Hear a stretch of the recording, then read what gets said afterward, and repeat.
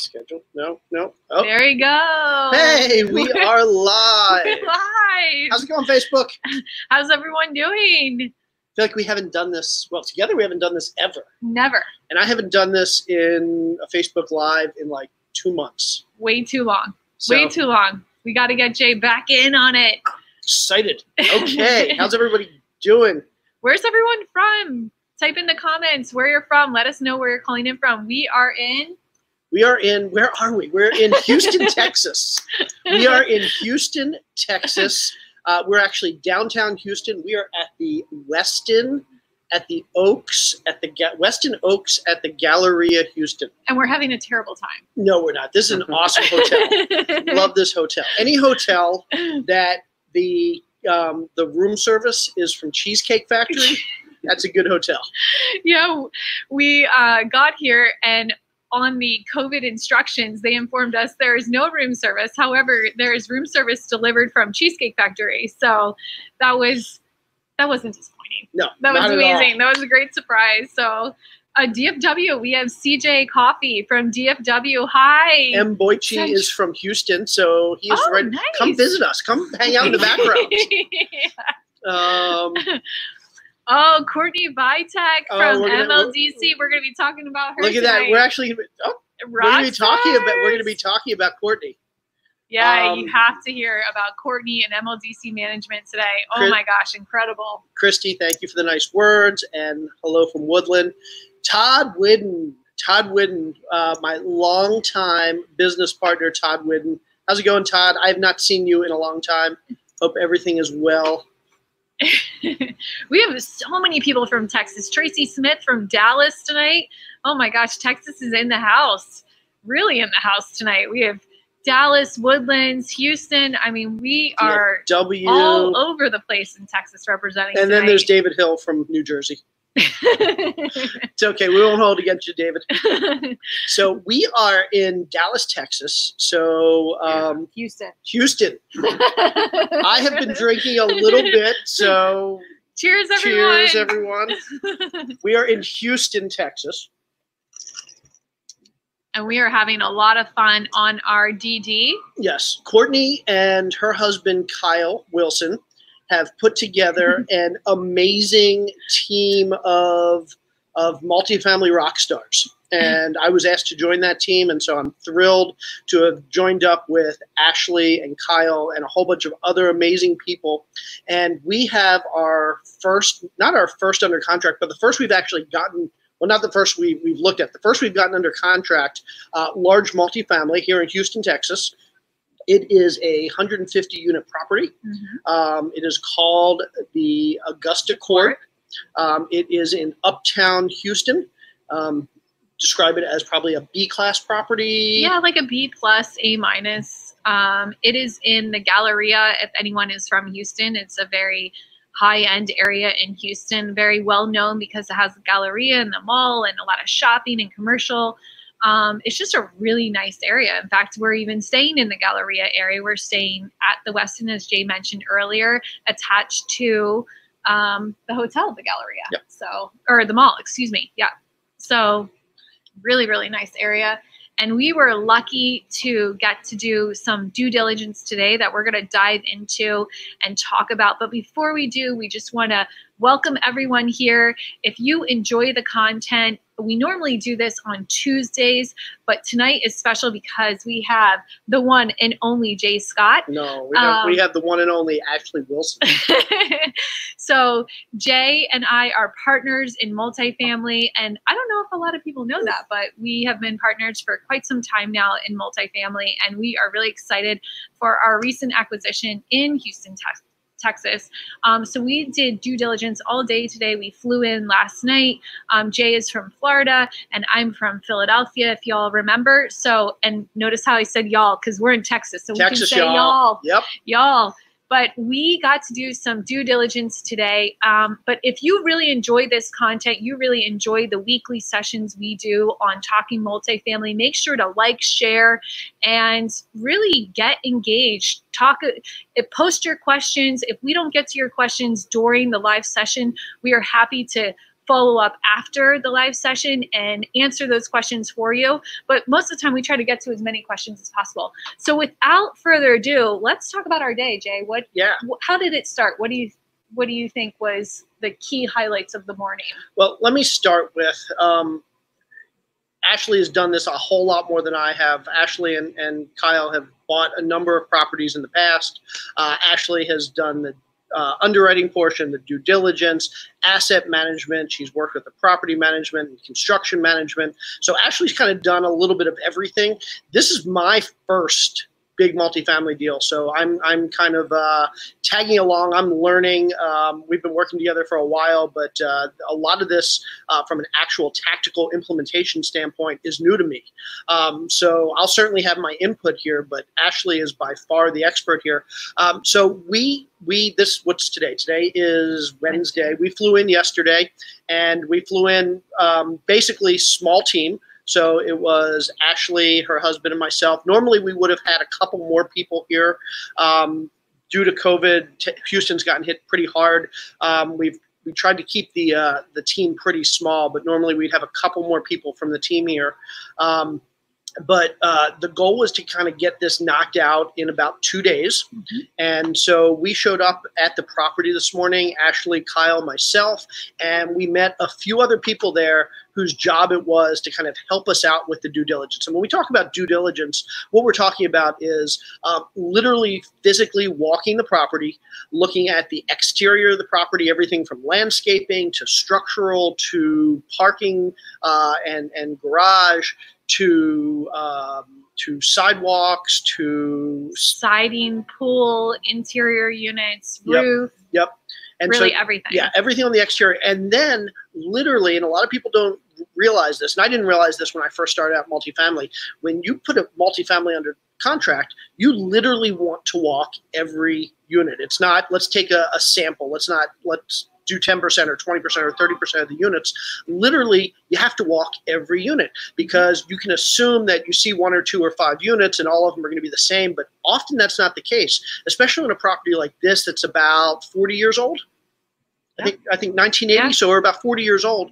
In 40 years, some units get heavily renovated, some units don't get renovated. Units get renovated at different times, so different levels of renovation. One might have a water heater or an AC unit that's 2 years old. Another might have one that's 10 or 15 years old. So you literally have to walk every single unit to know what the renovation costs are going to be, because you can't say that this unit's $5,000, multiply it by 150 units, that's your renovation cost, because there could be a wide variation.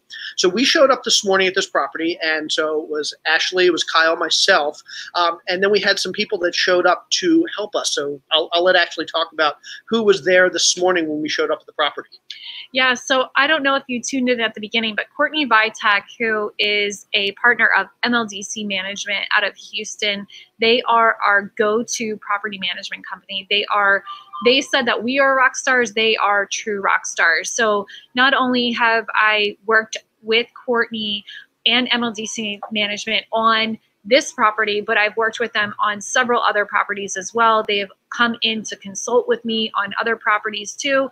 They are just a major player in the multifamily space. And there's no one I trust more, to be honest with you, than this company, because they just bring the power. They bring so much fire to today. They had every single contractor lined up for us, from roofers to people who walked the units. So we had FSI Construction, we had AAA Plumbing, we had Brandt Electric. We had just so many major players, pool nights who checked on our pool for us. We just had some really incredible talent in the Houston market looking at the property for us. And the reason why this is important, as Jay was mentioning earlier, is unlike single family, because a lot of people like to relate single family to multifamily.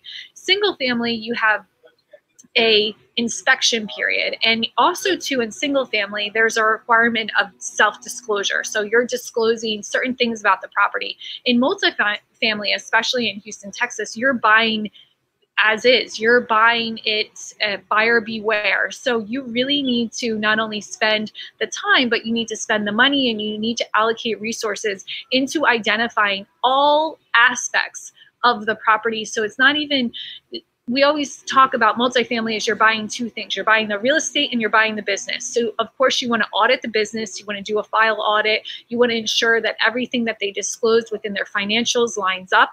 But also too, you really want to inspect the real estate, just like you do on the single family side. Of course, it's a larger purchase in terms of, you know, not only a square footage, but also in terms of the value. But that is even more reason that you should put time, energy, and resources into identifying the total cost, because it's not just a couple $100 here, a couple $100 there. It's a couple $100,000 here, a couple $100,000 there. And I'm sure we all know that that adds up very quickly. So it's really important you spend the money up front to make sure that you know what you're buying. I mean, one person once said to me, if you were to purchase a car, you wouldn't purchase a car without doing a test drive. And that's kind of the concept here with multifamily, is you're test driving the property during the due diligence phase. You really want to see how the property operates. You want to see all the mechanicals. You want to see the infrastructure. You want to see the structural, you know, make sure it's structurally sound. You want to walk the interior units. You really want to know what you're purchasing, and you have a right to as well. So that's part of the contract process. It's pretty standard in the purchase and sale agreement, otherwise known as a PSA. Once you put a contract or a property under contract or under PSA, that's when you do a due diligence period. Some people do it in front of the PSA. There's all different variations, as we've talked about on previous episodes. The great thing about multifamily is it's very creative. It allows for a lot of flexibility because it still is the wild, wild west, so to speak. It doesn't have a lot of regulations in terms of the process in which you close on a property. So as Jay was mentioning this morning, we spent a lot of time doing due diligence. We walked the property, we walked interior units, we got up on the roof, we checked out the pool, we checked out the mechanicals, we checked out the garage. We really tried to check out every single aspect of the property. And simultaneously, our property management company, LLDC Management, also did the unit walks, walked with us when we did all the exterior checks, but they also did the file audit too, because once again, you're buying the business as well. And so just for those out there that aren't familiar, because again, this was new to me, I guess about a year ago, the first time I ever went through this due diligence process. You keep talking about file audit. What is a file audit? So a file audit is making sure that with the financials that were disclosed during the period in which you're underwriting a property line up. So what you want to make sure are, for example, you want to make sure that the financials disclosed. So if someone says that they're renting a unit at $1,000 a unit, it matches up with their lease contract. Another thing you're checking is their security deposit. Another thing that you're checking is you want to see the eligibility requirements that this person came into under the framework in which that they are a current tenant and how they were approved. There's a lot of different things that you're shoring up on. You're also ensuring that the utility bills that are on the property and disclosed in a trailing 12 or a P&L, profit and loss, line up with the actual statements that are received from the utility companies. What you're really doing is almost like an audit. What you're doing is checking to ensure that the numbers that were disclosed to you that you use to underwrite the property to come up with your purchase price line up with the actual financial data of that property. Yeah, so we showed up this morning and basically two things happened. First, on the physical walkthrough of the property, we could have done it a couple different ways. One, we could have done the three of us show up, we bring up some more team members, and we walk every piece of the property. We bring in our own contractors, and we lay eyes on everything in this 150 units. What we decided to do instead was, because we have a great partner, like with Courtney and her property management firm, what a lot of larger property management firms do, the property management firms that are accustomed to working with multifamily investors, a lot of times you can pay them to help you with the due diligence. So basically, Courtney showed up this morning with her team, with a whole bunch of contractors. She had a pool contractor, she had a foundation contractor, an electrical contractor, a plumbing contractor, somebody to look at a roofing contractor. Basically, every component of the potential renovation, she had a contractor come in. So she brought in her team. We paid her to basically walk every unit, to take notes, to put together a scope of work. If you've read the book on estimated rehab costs, or if you've done any renovation, you know the scope of work is that line item list of stuff that you need to repair. So basically walking through every unit and saying, in this unit, we need new carpet because the carpet's worn out. We need a new water heater because the water heater is too old. We need this, that, and the other for every single unit. Then we did that on the exterior as well. Courtney and her team kind of came in and brought in all the contractors to look at every piece of this apartment complex. 150 units, but we were literally able to walk 150 units throughout one day. We were literally able to look at the plumbing, the electrical, the pool, the HVAC, the garage, the parking spaces, the sidewalks, the walkways, the stairwells, the roof, everything in one day, because Courtney and her team, or whoever your property management team is that's helping you, were able to bring in all these contractors and coordinate to get a whole lot of work done in one day. Now, while these 10 or 15 or 20 people were walking the exterior and figuring out every detail of what the renovation would look like from a physical aspect, Courtney and her team also had a bunch of people sitting in the leasing office literally going through every single lease with a fine-tooth comb. Sorry, it's a little too much of this. With a fine-tooth comb. So basically, their job was to sit in the leasing office, review every lease, and make sure that when the seller has told us that every month we should expect $1,200 from this tenant and $1,600 from this tenant, $800 from this tenant, that the leases actually match up, and to verify that the lease's expiration dates are correct and that the concessions that were made to the tenant at the beginning of the lease actually match up with what the seller told us, to look at electrical bills, to look at water bills, to look at gas bills, to look at cost to renovate or maintain the pool, to upgrade the roof, basically to ensure that all of the details that the seller gave to us is actually true. Because remember, as Ashley said, Texas is very much a buyer beware state. And unlike with single family, the sellers don't necessarily need to disclose every bad thing. So it's our job to see where the seller either purposely lied to us. Hopefully they're not purposely lying to us, but they might be. But more importantly, where they may have made a mistake. Because remember, the sellers aren't necessarily there day to day. So they're getting data that's being handed through somebody else. And by the time it gets to us, it may not be correct. So it's our job to make sure that all that data is correct. So basically, when we got on site this morning, we had two teams. We had the team that was physically inspecting the property, putting together the scope of work that would allow us to come up with our CapEx budget, and we'll talk about that in a second. And then a separate team who are basically sitting in the leasing office, going through every lease and every utility bill and every bill, making sure that the financial numbers make sense. One thing that Jay brought up, and this is something that MLDC management is just known for going the extra mile, is that there's a thing called lease exposure. And Jay just brought up that one of the things they check during the audit is they check in the date in which all of these leases are going to expire.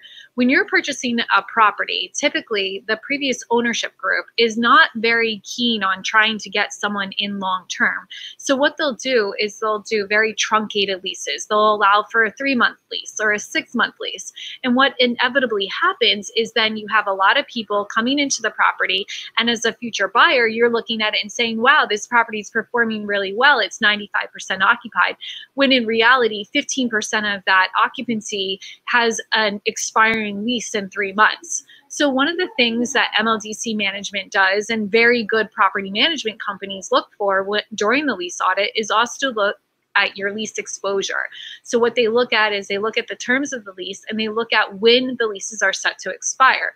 The last thing you want is to have all of your leases, or a majority of your leases, expiring in a low leasing season. So across the country, high leasing seasons mirror very closely to single family sales. And single family sales, the height of single family sales typically start in mid-spring and continue through July. This is because it coincides with school sessions. So people want to move into a new school district prior to the school year starting. This mirrors very closely in multifamily. So you don't want your leases expiring all in, let's say, December during a holiday period, because it's going to be very difficult to backfill all of the people leaving who have not renewed their leases. So this is another thing that MLDC management did during their audit of the leases today.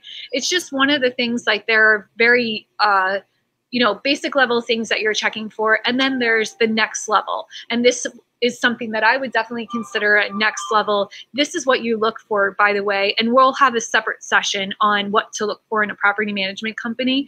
But just so you know, this is, going that extra mile, because they're not only looking at how the property is performing today, but the ability for the property to perform in the future. And that's what you're buying when you buy multifamily. You're not only buying the business today, but you're buying the opportunity for that business and the real estate value to appreciate and to do well in the future. And that's dictated by a lot of things, but ultimately the fundamentals of the financials are going to be able to tell you the construct in which these things can actually be achieved. Yeah, absolutely.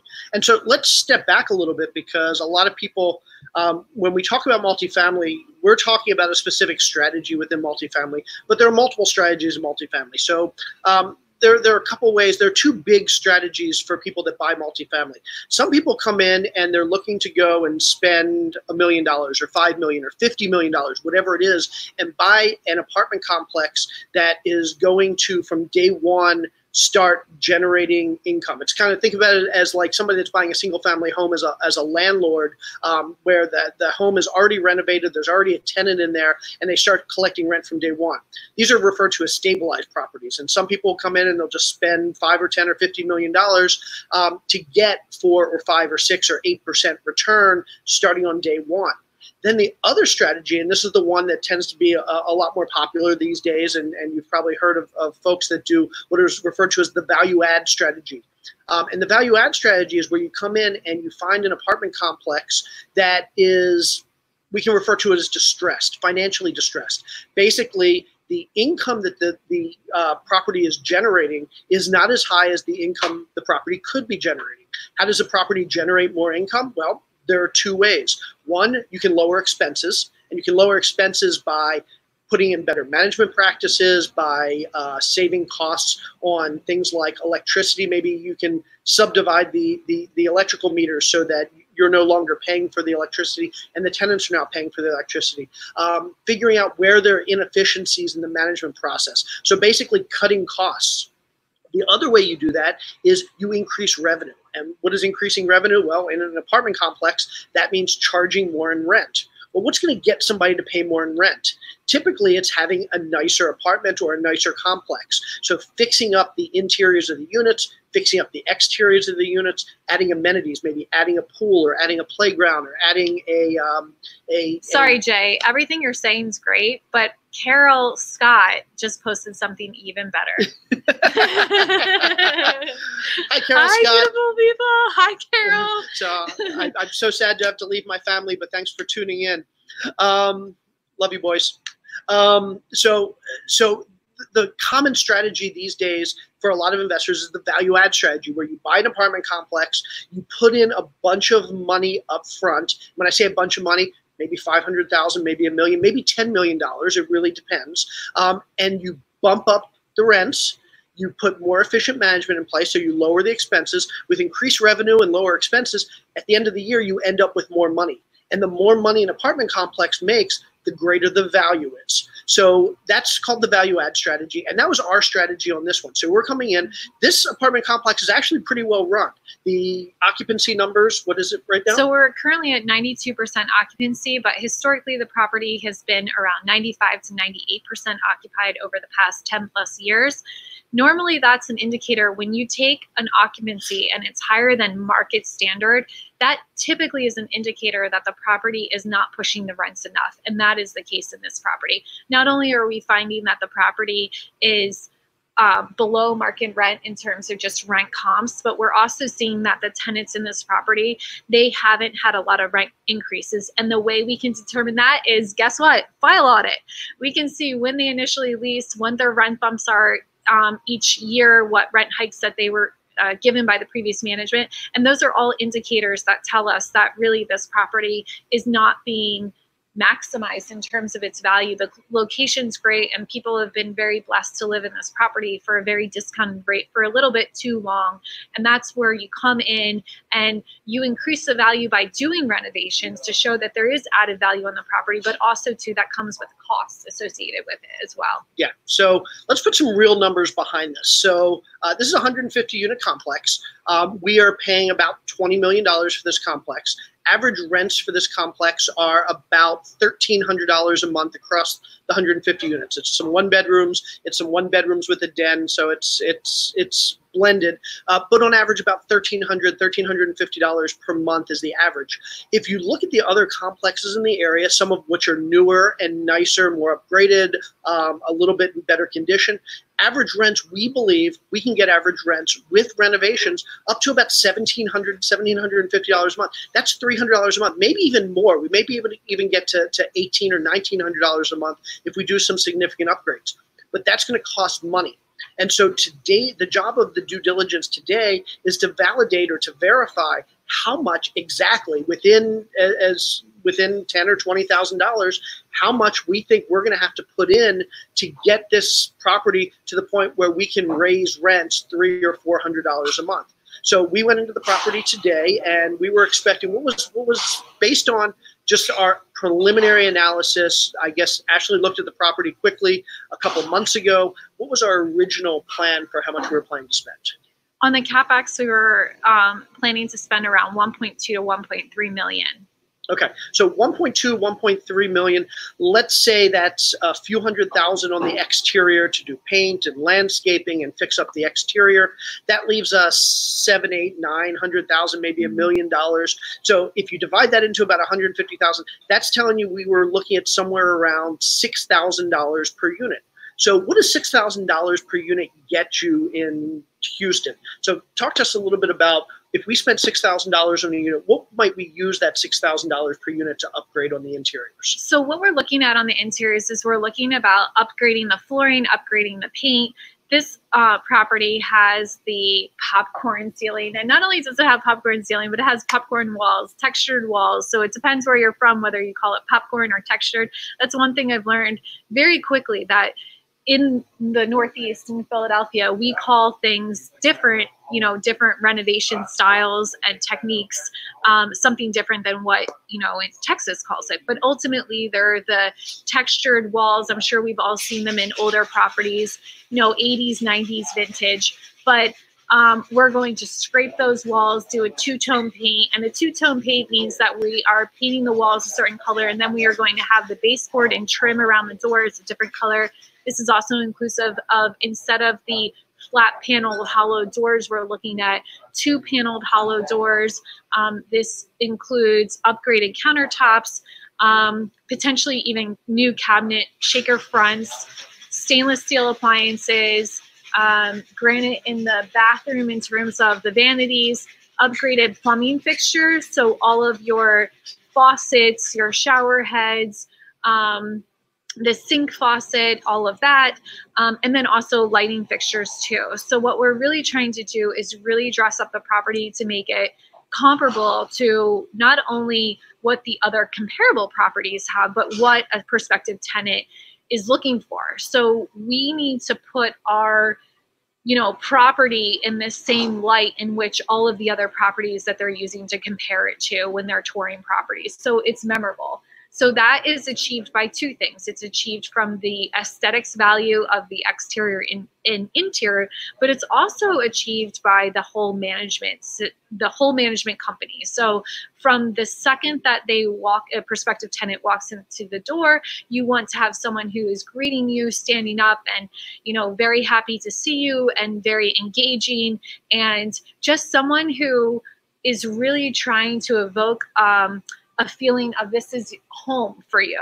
So that goes a long way. In fact, sometimes that goes even further than the renovation does. Yeah. I really think it still comes down to, I know we're in a COVID situation where everyone's kind of distant from each other and there's not a lot of engagement, which is even more reason that, engagement goes a long way. So that's something that we are also putting into place. We're fortunate that our management company is exceptional at doing this and exceptional about really engaging with the community, not only the community on the property, but the community at large, and we play into that as well. Yeah.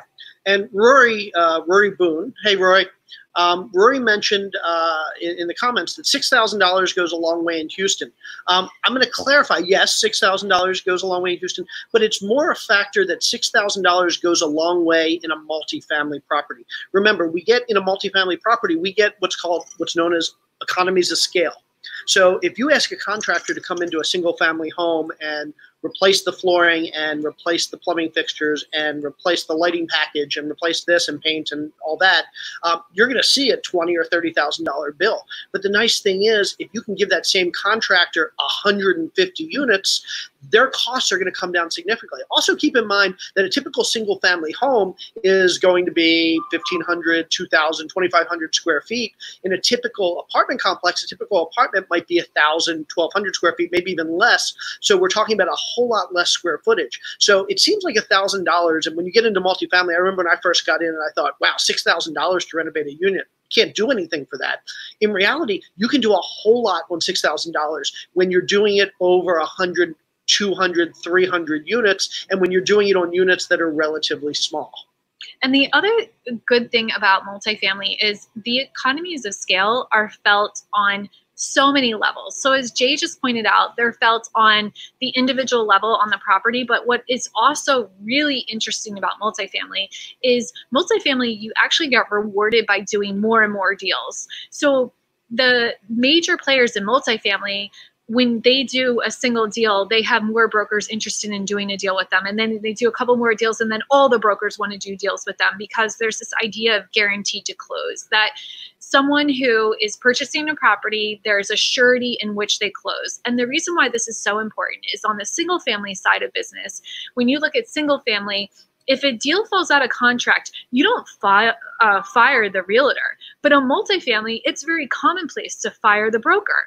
So if the broker does not vet the buyer to the point in which it's almost guaranteed to close, then it becomes very difficult for that broker to keep that deal if, for example, that buyer falls out of contract.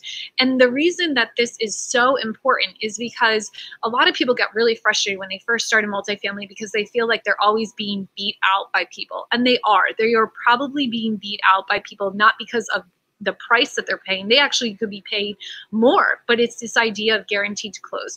But all it takes is one, and every single thing in real estate always boils down to your first deal.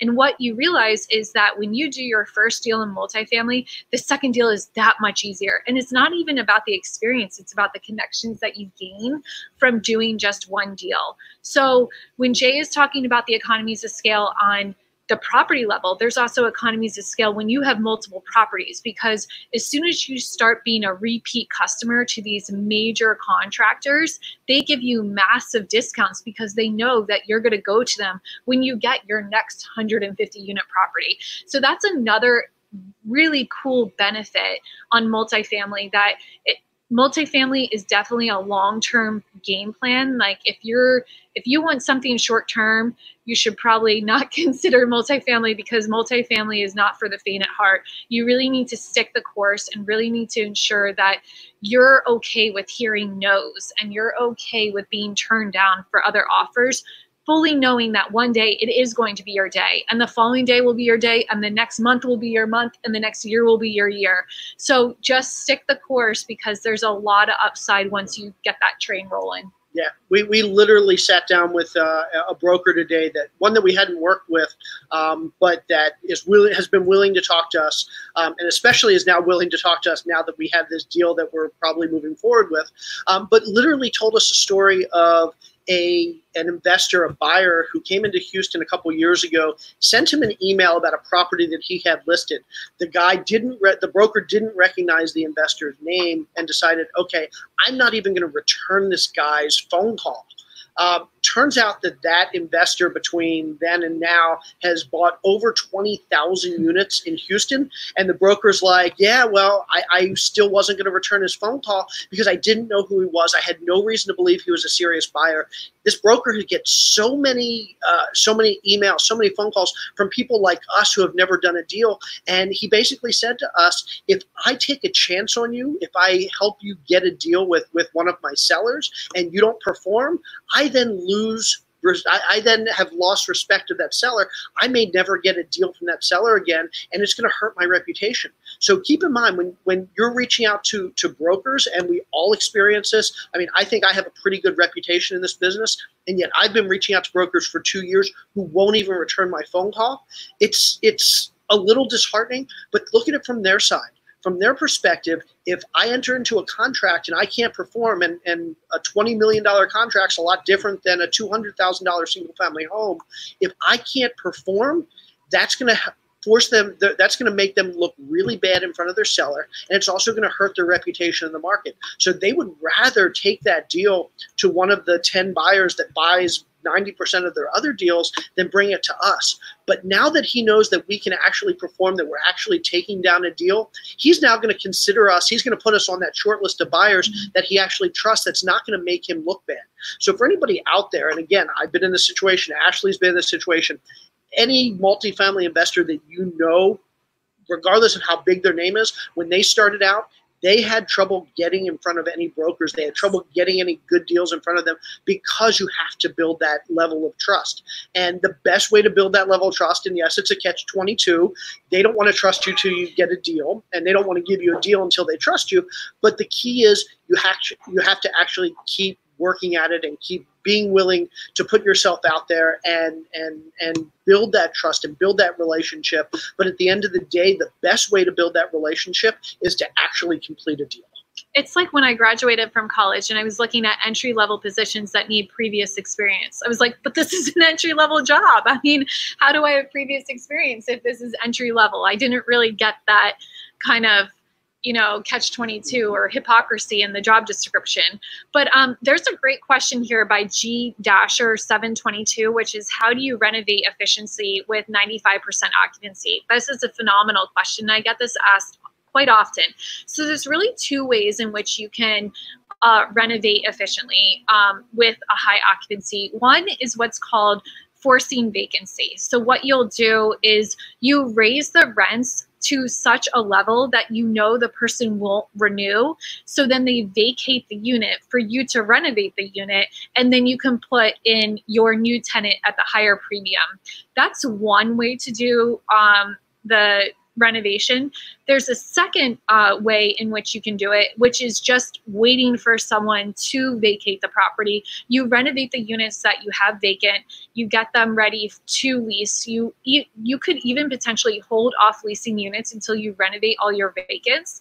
And then as leases come up for renewal, there's an industry standard of 50% renewal rate. So that means per year. So that means that approximately every other tenant, when their lease comes up for renewal, will be leaving anyway, in which you can renovate on a slower process. Most value add strategies are written over 2 to 3 years. And the reason they're written over 2 to 3 years is with this consideration in mind, is seeing that if someone's leaving at a 50% rate across the property, then ultimately, hypothetically, it would take 2 to 3 years for the entire tenant base to turn over and for you to fill it with a new tenant base. So excellent question, G Dasher. So I think at this point, maybe we should take some questions from everyone. So if you have any questions, please make sure to type the questions into your chat, and we'll make sure to answer them. If we do not get to the questions on the call tonight, we will both go back into Bigger Pockets on Facebook and on YouTube, check the questions, and make sure we answer any questions that you have. So, and Robert Lunt, so hey Robert, he's a friend of mine from Sarasota, points out that you can move tenants into higher price units without necessarily losing the tenants. That's actually a strategy that a lot of investors will use. They may move tenants into a similar unit to renovate their unit, or they may renovate another unit and then move them, if they're willing to pay more, into the renovated unit so that they can then renovate the unit that they're vacating. So that's certainly an option. Part of it is dependent on what's your plan for stepping up rents. So like I said, we're planning to raise rents $300 or $400 per month. There's a couple ways to do that. One, we can take a vacant unit and do a full remodel and raise rents $400 a month. The other way to do that is maybe we have a tenant that's not ready to leave and we want to do a partial renovation of their unit, something that we can do in a couple days. They don't have to move out, and we bump their rent up for the next year and they decide to stay, and we do that over multiple years. So there's different ways of not just the two strategies that Ashley mentioned, which is wait for them to leave or essentially kick them out, but sometimes there's a hybrid where you actually do renovation over a period of time, where either, like Robert said, you move them to a different unit, or you do a partial renovation and you bump the rent in some type of sequence. Yeah, I think Jay is absolutely correct. I mean, what we're trying to show you is there's two like opposite ends of, you know, the spectrum, but ultimately what's great about multifamily, and I keep saying this, I feel like a broken record, but there's so many ways in which to be creative. There are hybrid strategies. So there are what's considered like a full renovation or a partial renovation or a classic renovation, which is just, you know, maybe hand pulls on the kitchen cabinets can get you, you know, a $20 rent bump. So there's lots of different variations in which you can really deploy a strategy. Ultimately, you also have to take into consideration the current market times. So right now, we all know, and we are all dealing across the globe with COVID. So it would be unrealistic to expect us to go in day one and perform these renovations. We have taken a different strategy with this property. We actually have put off the renovations for quite some time into where we think COVID will subside. And we've done that in our own underwriting model. And everyone has their own perspective as to when they think that they'll be able to deploy a value add strategy, because while talking with other fellow investors, I know that they are all putting their value add strategies on hold to hold as much capital reserves as possible, ensuring that if there is some other sort of issue at the property, they can use those reserves to cover whatever capital expense they have, as opposed to renovating units that ultimately they're struggling to fill because of the whole COVID situation. So there's a lot of things that you have to take into consideration.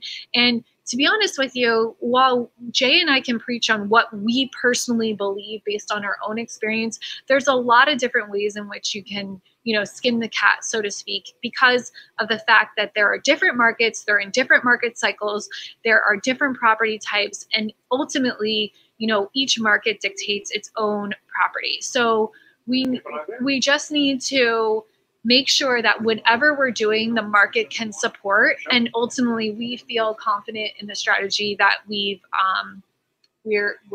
looking into and deploying. Absolutely.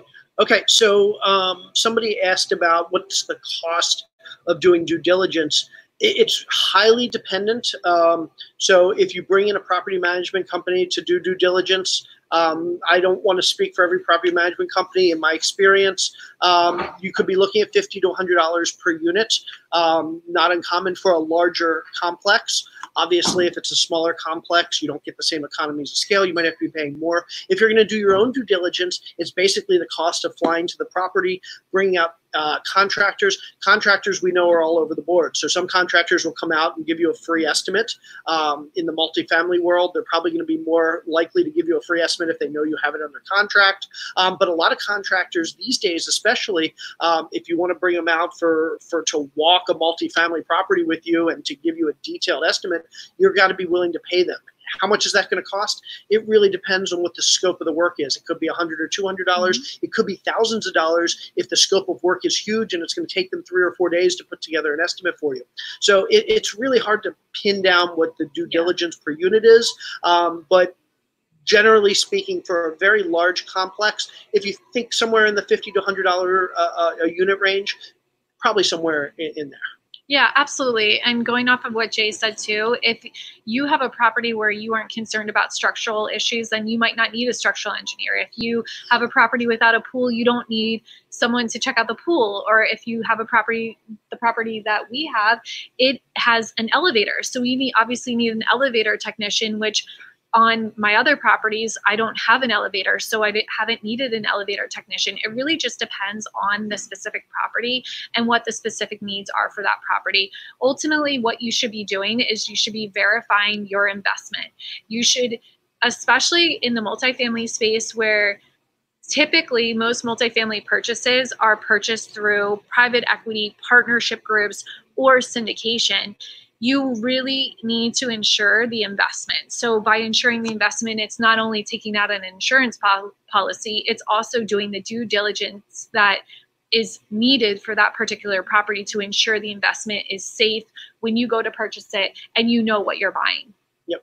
A couple of people have asked about financing strategies. The multifamily runs the gamut for financing. If you're very wealthy, maybe you want to come in with your $5 or $10 or $50 million and just plunk that all down in cash. Maybe you have $1 million. If you do, call me. Yes, call us. Maybe you have $1 million or $2 million and you want to put that down as a down payment and go out to a lender, and maybe it's a Fannie and Freddie type lender. Maybe it's a large, what's referred to as a bridge lender, somebody that'll give you a loan before you do the renovations, and you can buy that property yourself. We're doing more of what's referred to as the syndication model. The way the syndication model works is we get a loan through Fannie Mae or Freddie Mac, or maybe if there needs to be a lot of renovation, through what's referred to as a bridge lender, so another large lender, but not necessarily as big as Fannie Mae or Freddie Mac, and we try and get them to give us 70, 75, maybe even 80% of the purchase price, but then we still have to come up with the other 20 or 25 or 30% of the purchase price, and we typically do that by bringing in investors. Now, when you bring in investors, there's a number of different ways you can bring in investors. You can bring in, let's say you want to raise $5 million, you can bring in 100 people that each want to put in $50,000. You can bring in one group of people that want to give you $5 million all at once. You can bring in one person that wants to give you $5 million all at once. Maybe you have 10 people that want to go in on the deal and they each want to bring $500,000. There's a lot of different ways to raise the money. The most common, though, in a syndication model is that about 70% of it's going to come from what's referred to as institutional funding, these large government lenders or quasi-government lenders like Fannie Mae. And then the other 25, 30% is going to come from private investors, either the people that are doing the deal or the investors that they're working with. Yeah. So ultimately, one of the things that we have witnessed in the recent COVID times is we've seen institutional investors making their requirements stricter than what they were pre-COVID. And that's no different than an individual investor just wanting to safeguard their investment. So what we see on the institutional side is they're lending at a lower LTV than they were pre-COVID. They're also requiring more reserves to be held or, raised up front in purchasing the property. These are all things in which the bank is, or, whether you're doing a bridge or Fannie or Freddie, CMBS, it doesn't matter. This is all ways in which those institutional investors are protecting their investment. Most people don't talk about this, but one thing that is really important to remember is the largest partner that you have in multifamily is the partner that's providing the debt. So that's the Fannie, Freddie, bridge loan, CMBS. Those people that are providing the debt are your largest partner in the entire deal. They are providing, as Jay mentioned, anywhere from 65 to 85% of the purchase price on the property. They could even be providing a construction loan to supplement the purchase depending on the loan structure you have. So what's really important to understand if you want to really have like a crash course in multifamily is really understand how banks are underwriting multifamily, understand what safeguards they're putting in place, because if you understand that, I promise you, you will understand multifamily in general. You will understand how to underwrite. You will understand, because they're underwriting properties too. You'll understand how markets are, what banks consider certain markets. Banks do not just say a blanket across the country will provide a 65 LTV. It's market dependent. Some institutional lenders will lend more in certain markets versus others. So if you can become an expert in this space, to be honest with you, the smartest people I know in the multifamily space are somehow interconnected on this side of the business. They just really are in tune to the markets in which to invest, how the underwriting's happening, what the markets are doing in terms of the opportunity and upside. There's just so many components that are gained from really understanding the debt side of multifamily. Yep. So William Wilson asks, for a property of that size, would it be beneficial to have your own management company? So here's something to think about. Management companies, they do more than just put tenants in and collect rents. A great management company knows the area. They know how much things rent for in the area. They know the contractors in the area. They know the brokers in the area. They know everybody you're ever going to have to work with in the area. Your property management company is literally your biggest asset in terms of your team. in an area. And that's because typically when you're buying these large apartment complexes, you're not necessarily buying in your backyard. These aren't areas, none of us live in Houston, Texas. So one of our goals was to find a great company in Houston, Texas that could represent our interests and that was well connected in this community. So even though we don't have ties to the community, even though we don't know everybody that works in the community, having a team down on the ground that's managing our property that's well respected and well connected in this community gives us a ton of leverage and a ton of benefit. So while we could have a property management company, and I know several large multifamily investors, if we had, let's say we had 10 complexes in this area for 1,000 units or 1,500 units or 3,000 units, and that's not unreasonable. I know several investors that own thousands of units in a small town or within one city. It might make sense to have a property management company across all those units. But 150 units, while it sounds big, and trust me, as a single family investor who's doing my first multifamily deal, 150 units sounds big, but in the scheme of things, 150 units isn't that big. And having one team of having one property management team, our own property management team for 150 units actually doesn't make sense. We probably wouldn't be able to pay them enough to keep them motivated and employed. A great property management team is managing thousands and thousands of units. So yes, one day if we have 5,000 or 10,000 units in Houston, Texas, we might have our own property management team. In the meantime, we want somebody that is on the ground, well connected, well diversified in the area. That is here's the other thing. Let's say somebody calls on another property down the street from us. So our property is on a street that has maybe 10 other apartment complexes. Our property manager manages several of those complexes. If they get a call on one of those complexes, but let's say the rent is too high, or let's say they don't have a unit available, or let's say they don't have the right size unit available, or let's say they don't have the amenities that ours has, our property manager can then refer them over to our property instead. And so it basically provides synergies between other properties in the area. Certainly they're not going to give us tenants that are calling on another property or give our tenants to another property, but sometimes tenants are going to call on a property where there's just not availability for what they're looking for. And knowing that those property managers can then refer them over to us, that's an added benefit. So typically speaking, yes, some very, very large-scale multifamily investors are going to have their own property management companies when they're specific to an area. But for the most part, most people our size that have hundreds or even in the low thousands number of units are going to use an outside property management company because there's tremendous benefits there. Ultimately, it goes back to what Jay was talking about earlier, which is economies of scale. So when you're using a property management company that potentially has like 150 units here, 150 units there, let's say collectively we had 1,000 units in Houston, and maybe that warrants having your own property management company. But then when you extrapolate that to the fact that that property management company could have, 10,000 units in that market, then that property management company, by working with different vendors and having master service agreements with specific vendors, could get us discounted rates across all of those 10,000 units because we're all using the same vendors.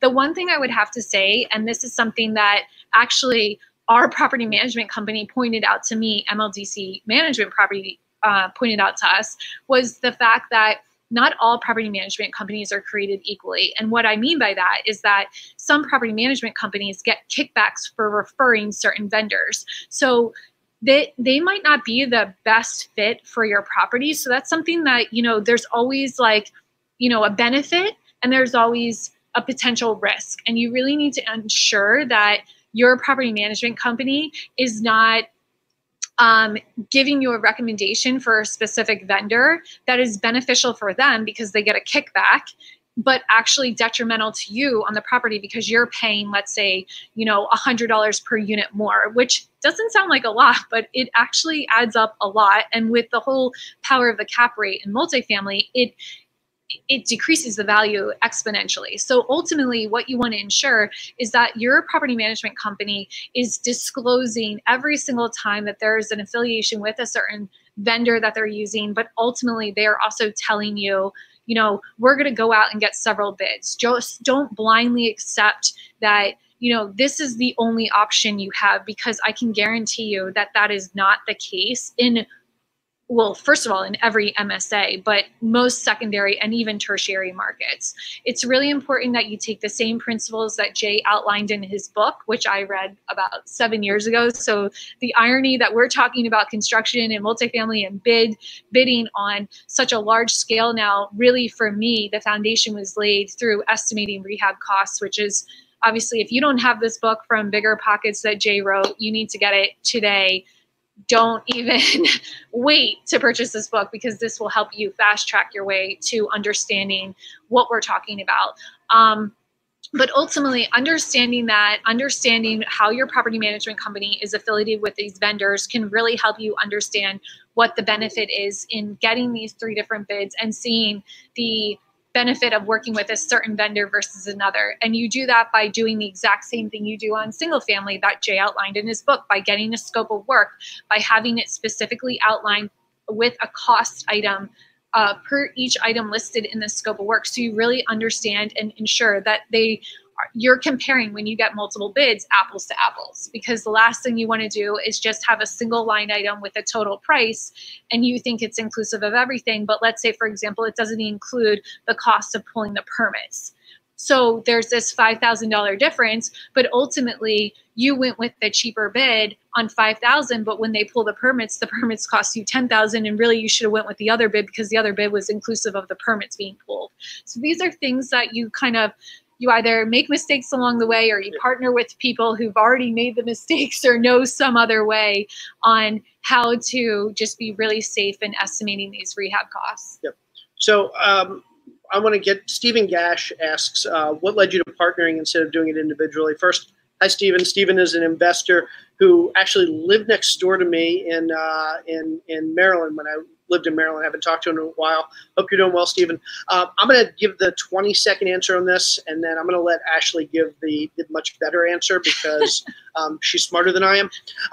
So the reason in multifamily you want to partner is that there are a lot of different skill sets required to run a multifamily property. In single family, somebody as dumb as I am can do a multifamily deal, underwriting and doing the renovations and then selling or putting a tenant in. But for multifamily, there are a lot of very specific roles that it's unlikely any single person is going to have the skill set to do. So I'm going to kind of hand it over to Ashley and let her talk about what those specific roles are in a multifamily partnership or group, and what different skill sets different people need. So when you are doing large multifamily, there are a lot of different players, and I often relate this to sports. I was an athlete in college. My husband was a professional athlete, so we tend to speak in sport terms all the time. And just like, let's say, for example, that you have a team where you have an offensive line, a defensive line, and maybe you have a goalie, and you have a coach, and you have an athletic trainer, and you have marketing, and you have the ticket sales guy. I mean, there's really so many players in multifamily that really parlay very closely to the multifamily team framework. So let's start from the very basic when you're talking large multifamily. So the first and foremost is you're talking about your funnel. So you're talking about someone who's looking for deals that is networking with brokers, and really typically they're very outgoing. There's someone who is trying to facilitate a lot of leads coming through this funnel. And then where do those leads go to? They go to the underwriter. So the underwriter is someone who is processing all of this information. There's someone who is identifying not only the property potential, but how the property is operating currently, and they understand the market in which that property operates, so they understand the future potential on that property because they understand the constraints in which this particular team operates, and they know which plans to put in place on the particular property. So that's by way of the cost of capital on the debt and equity side. That's by way of business plan. That's also in the class of property that you're going after. There's multiple factors that someone who in underwriting specializes with. And just to interrupt there real quick, like what Ashley is saying is you couldn't imagine in the single family space there's somebody whose sole job is to be sitting in front of a spreadsheet, because it's just not that much of a job. But in the multifamily world, literally the person that's underwriting the deal for your team, literally this is a person that will sit in front of a spreadsheet for 8 hours a day, 5 days a week, and just analyze deals. And that is what they do. They don't do anything else. And if they're really good at it, they may be one of the single most important people on your team, because they're the one that's ultimately going to determine, will this project make money? So that just kind of gives you just, and I'm sorry for interrupting Ashley, but it's just so important to recognize that I just couldn't imagine. I love spreadsheets. And if I could sit in front of spreadsheets all day, but I actually, when I'm doing single family, I've got a ton of things to do. But in the multifamily world, somebody's job is literally to sit in front of the spreadsheet literally all day, and they're one of the most important people on the team.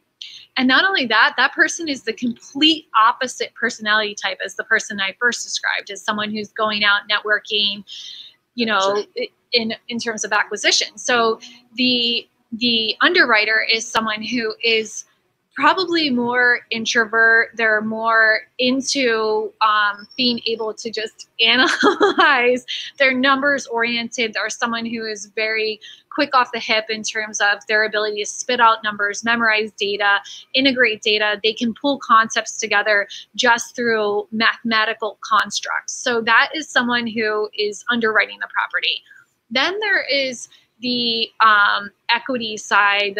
People like to think of this person as like the capital raiser. SEC does not like to think of the person as the capital raiser, but there's someone who is finding either a JV partner in terms of a private equity firm, or on the syndication route, they're really more investor relations. So there's someone who's very communicative.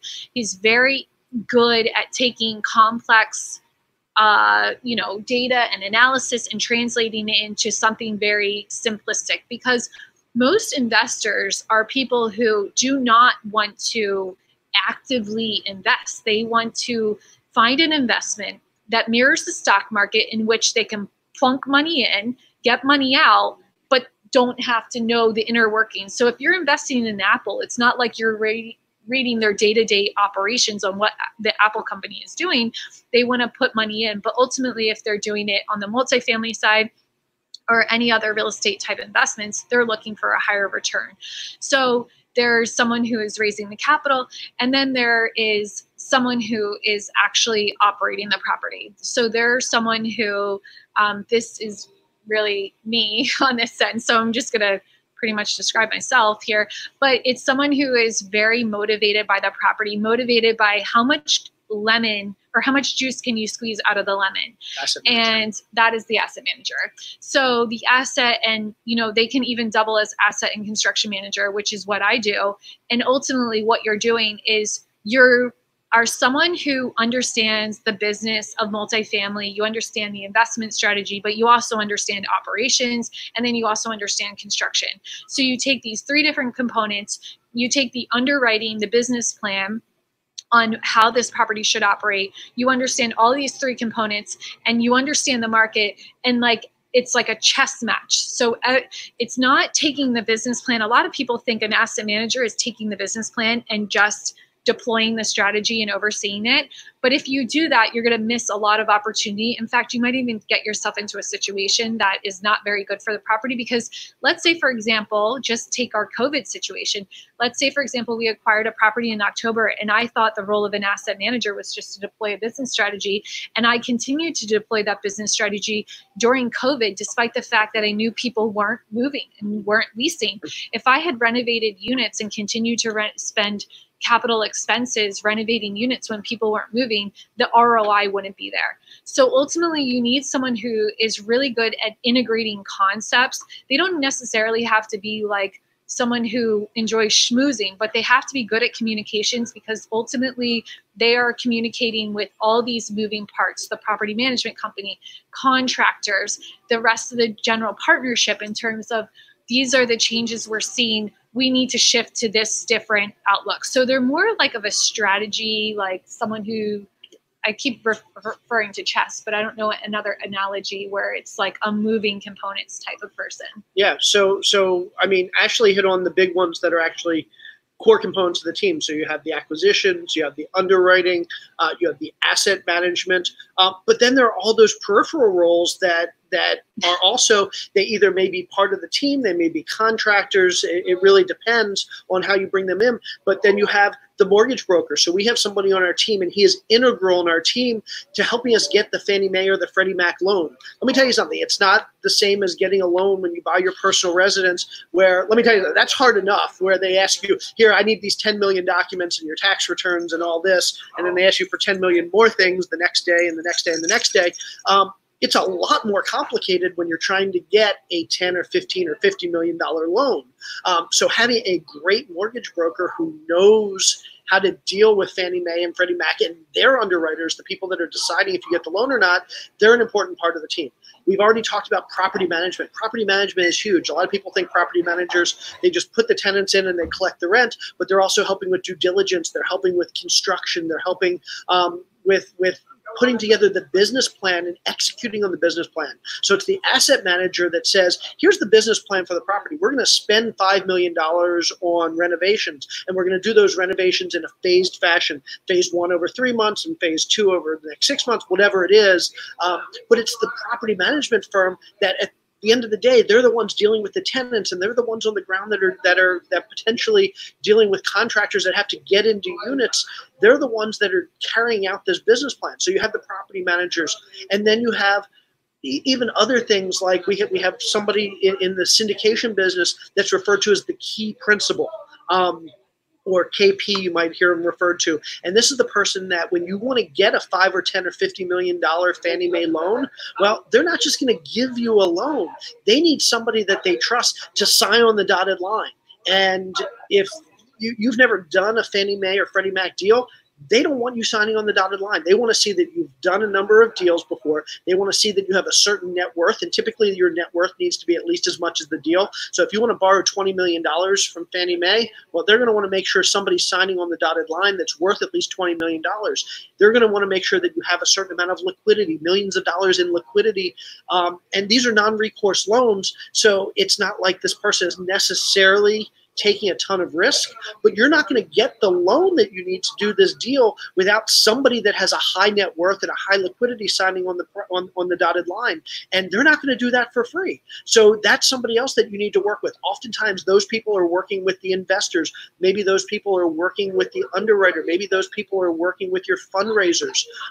So these are all these other people that are part of the group.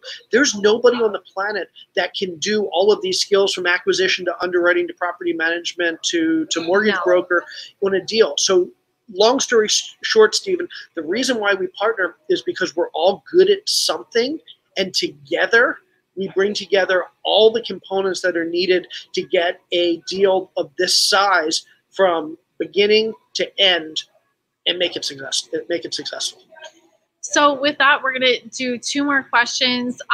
First, we're going to start off with a softball here. Would you say that the spreadsheet guy is the most important team member? That's funny. That picture, I feel like that girl kind of looks like me. Would that be my husband, who is our spreadsheet guy? He is. Yeah. So, honey, you are the most important team member. Just want to say that. He's in the background here doing a fist pump. I know y'all can't see him, but yeah, so we are going to take this last question from Nadia here. Hi, Nadia. So Nadia is also a good friend of mine from Maryland. We miss you, Nadia. Did you want to take this? Do you want me to take this? I'll read it to you and you take it. Okay, so the question here is, what are your exit strategies? How long do you plan to hold the complex? If it's just a few years, why not long term, Jay? Okay. So I'm going to start with the last part of that question first. If just a few years, why not long term? Yes, it's just a few years. And when we say a few years, we're talking probably 5 years best case. Worst case, let's say the market tanks and multifamily has some problems, and maybe we need to hold it for 7 years, or maybe something really bad happens, we need to hold it for 10 years.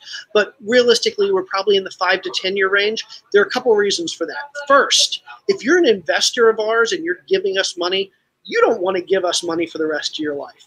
You want to give us money, you want to make a profit, and then you want us to give the money back. So our investors, number one, want us to give the money back in a reasonable amount of time. Number two, the most money that's going to be made in the property is going to be made early on. So our goal is to take this property and fix the problems. And again, we do that in two ways. One, we decrease the expenses by improving management. And two, we increase the revenue or the rents by doing renovations. And can I just add one thing? Absolutely. What Jay's talking about here is called forced appreciation. So there are two types of appreciation. One is natural appreciation, and that's what people most of the time think of when they think of appreciation. They think of, oh, I bought my residential house and 5 years later it's worth $10,000 more. That's what's called natural appreciation. What Jay just described is called forced appreciation. And forced appreciation, when you do the strategy correctly, it happens very quickly. So it's kind of like taking the BRRRR concept for multifamily. Yep. And by forcing the appreciation, you take out your money. In this situation, some people refi, it depends on the type of property. But in this situation, if we sell, we take out our capital, not only that we invested, but the profits that we made, and then we can deploy it elsewhere and create more opportunity. And over a long term, that's a better strategy. Sorry, you keep going, but I just wanted to highlight those two differences. That's great. Yeah, if you were to plot this on a graph, what you would find is over the first couple of years, you're doing the renovations, you're increasing the rents, you're improving the management, so you're decreasing the expenses, and you're raising the value very, very quickly. Just like Ashley said, you're going to see a quick ramp up in value, and that might be in the first 2, 3, 4 years. At that point, you're maximized, for the most part, the value. Not to say the value is not going to keep going up. Rents are going to keep going up based on inflation, and maybe you're going to continue to do some improvements. And so you're going to do this like quick ramp, and then you might do a kind of a slower ramp after that. If you look at the compounded return, a metric that we often refer to in this business as internal rate of return, or IRR, typically speaking, the maximum amount of return that you're going to receive is going to be right at that 3, 4, 5 year period, right after you've done the bulk of your efficiency, bringing down expenses, and your bump in the rents. So the goal for us is to generate the highest returns possible for our investors. And typically speaking, selling at year 4, 5, 6, that's where you're going to maximize the returns. Sure, we can hold it for another 5 years after that, but if we do that, we're going to see essentially a diminishing return after that year 6 in a typical deal. So if the deal goes perfectly, year 5 is where we're going to see that maximum return. So we're going to sell in year 5 so our investors get the maximum amount of return. If things don't go well, maybe it's 6, 7, 8, year 6, 7, or 8. But again, we're not going to see as high return. And our goal, because we have investors, is to maximize return. So the last part of that question is, why not long-term? The reason is because we have investors, and our goal, both for our investors and ourselves, because we're also investors in this deal, is to maximize our return. Now, what are your exit strategies? Exit strategies typically for a deal like this, again, they're stabilized multifamily, where you buy it, you just collect the rent, and it's basically like being a landlord at a single-family home. You just collect the rent long-term. Nothing wrong with that strategy, but what we're doing is the value add, where we have investors and we try and bump things up really quickly. So our exit strategy is sale in year 5, hopefully. Worst case, maybe year 6 or 7.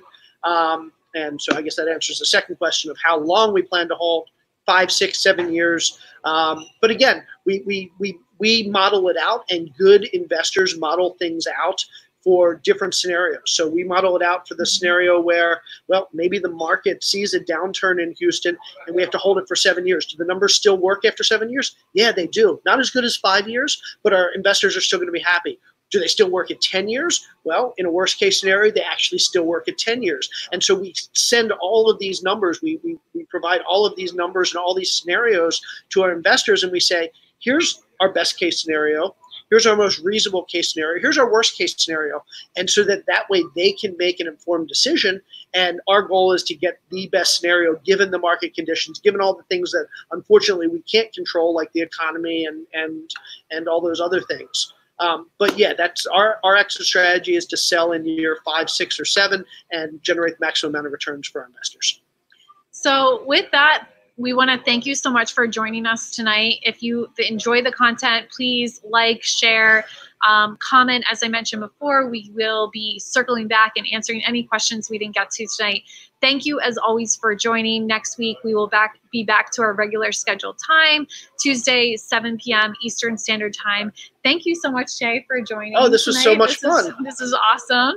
I hope you all liked meeting my awesome partner, Jay. If you haven't heard his podcast with Bigger Pockets, oh, thank you. You should listen to it for sure. Bigger Pockets Business Podcast. Make sure to tune in. His guest lineup is incredible. It's like the who's who of the U.S. I mean, we have some amazing guests. We have everything from really small entrepreneurs that are just like me and just like you to really, really big names. So we're having somebody on in a couple weeks. Hopefully he is, if you're familiar with VaynerMedia, not Gary Vee, but one of the guys that runs his company, part owner of the Miami Dolphins, like some really big names. You know, just a regular old guy. Yeah. Yeah. So make sure to check it out. Also, too, you can follow Jay on Instagram at JScott_123flip. Sorry, I've had too much of this. No problem. You can also follow me at Badash Investor on Instagram, and you can see all of the property updates and our due diligence. We've been posting all day on our story, but I will be posting more content about the property coming up. And make sure to tune in next Tuesday at 7 p.m. Thank you so much for joining us tonight. Thanks, Have everybody. a great night.